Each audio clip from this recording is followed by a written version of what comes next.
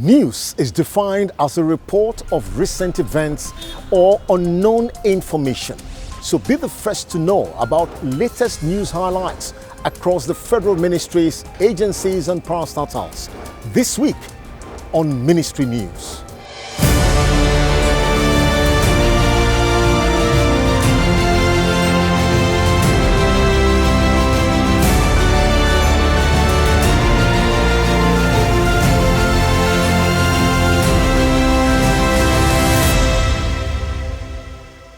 The federal government is vigorously pursuing the processes for the immediate implementation of reforms strategy for national enhanced institutions for effective service delivery. The Attorney General of the Federation and Minister of Justice, Abubakar Malami San, made this known this week as he received members of the Presidential Implementation Advisory Committee for the implementation of the recommendations of the Reform Committee on Ministry of Defense and Armed Forces of Nigeria. The minister emphasized the need for robust legal and legislative framework, effective interministerial support and up-to-date training, as well as enhanced capacity building approaches. He, however, assured the committee of the federal government's determination to have the Nigeria's military and security institutions carry out their duties in the ever-changing and complex society in compliance with international best practices. The Nigeria Police Force has received a delegation of the German Federal Ministry of Foreign Affairs and promised to remain committed to human rights-based policing. According to the Inspector General of Police in a statement in Abuja, the Nigeria Police is ready to cooperate with the German delegation and other development partners in creating an enabling platform for general reforms of the force to promote professionalism, human rights-based and effective policing of the country. The IGP further stated that the collaboration is focused on enhancing the capacity of the Nigerian Police Force in thematic areas of training, intelligence gathering, forensic capabilities, information and communication technology, and human rights-based policing to catalyze a result-oriented reform in key sectors of the Nigerian police structure and bring about a paradigm shift in alignment with global best standards. The federal government has launched the enhanced e-passport at the Nigerian High Commission in London, United Kingdom. This was made known in a statement in Abuja signed by the spokesperson of the minister, Shola Fasure, on Tuesday. The launch was graced by the Nigerian High Commissioner to the UK, Sarafa Ishola, Acting Comptroller General of the Nigerian Immigration Service, Isa Jere, senior Nigerian diplomats, members of the Diplomatic Corps, and Nigerians in diaspora, amongst others. The Minister of Interior, Rauf Aregbesola, said the developers will improve the passport application process for Nigerians at home and in diaspora. The minister said the enhanced e-passport is a great improvement on the biometric passport technology, which Nigeria adopted in 2007 as a strategic step towards curbing forgery, impersonation, and other forms of fraud associated with obtaining travel documents under the old machine-readable passport regime.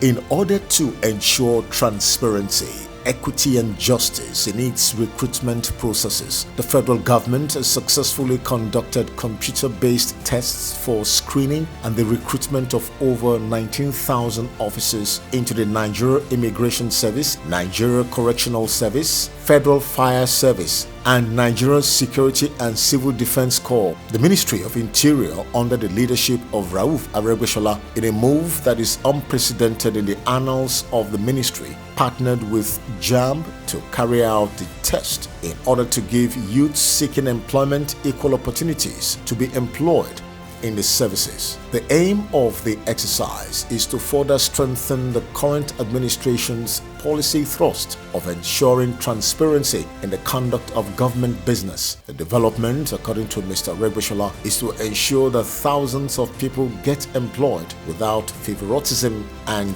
nepotism.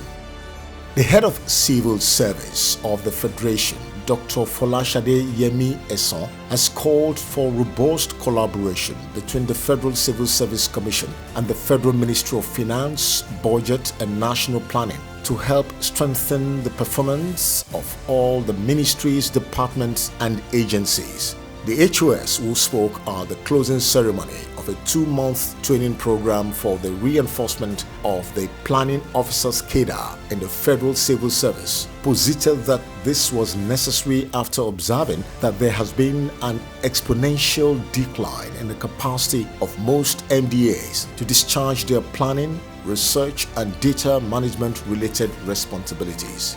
She, however, tasked the selected officers to put in their best in designing and driving government strategic plans by demonstrating exceptional capacity in their respective MDAs towards the delivery of the 9-point agenda of the Buhari-led administration.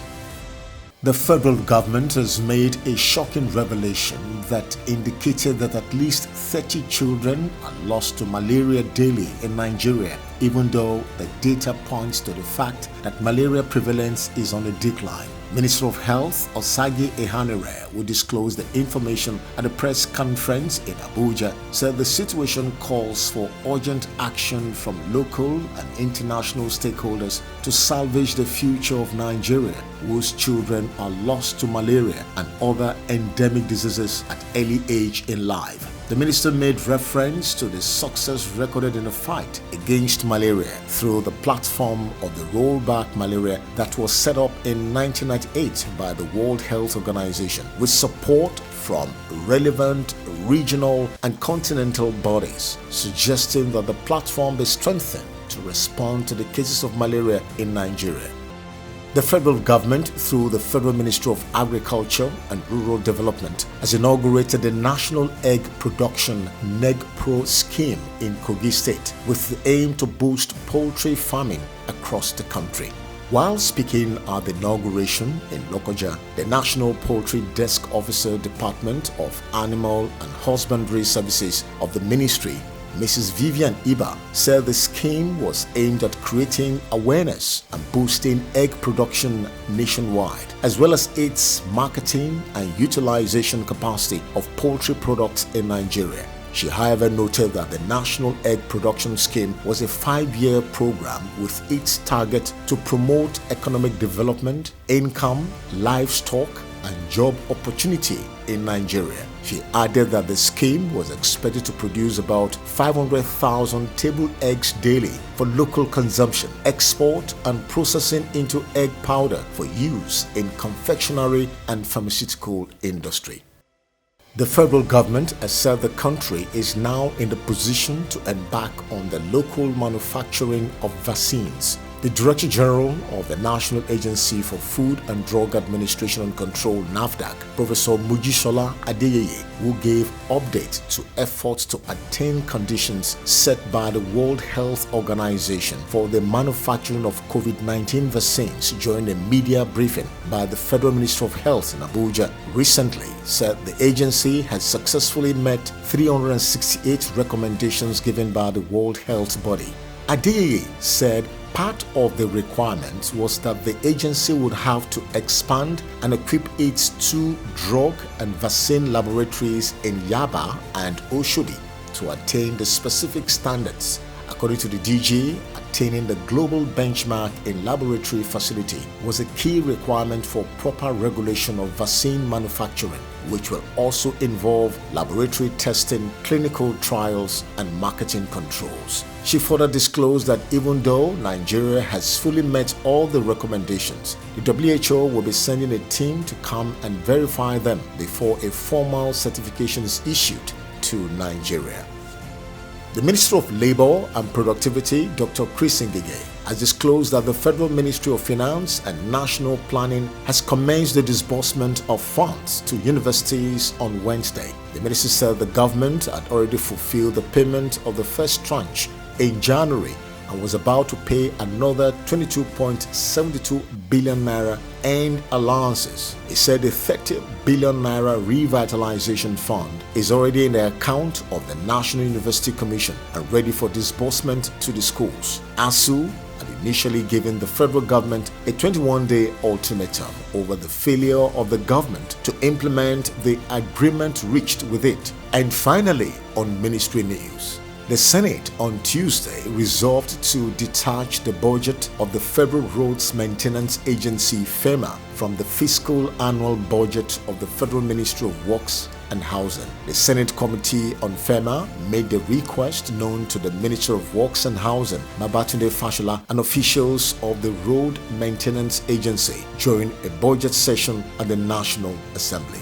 The chairman of the committee, Senator Gershom Bassett, agreed that the committee has observed that FEMA is a semi-independent agency, and so the Senate committee is of the position that bringing out the budget of FEMA from the ministry's envelope will enable the agency to deal with its own finance independently.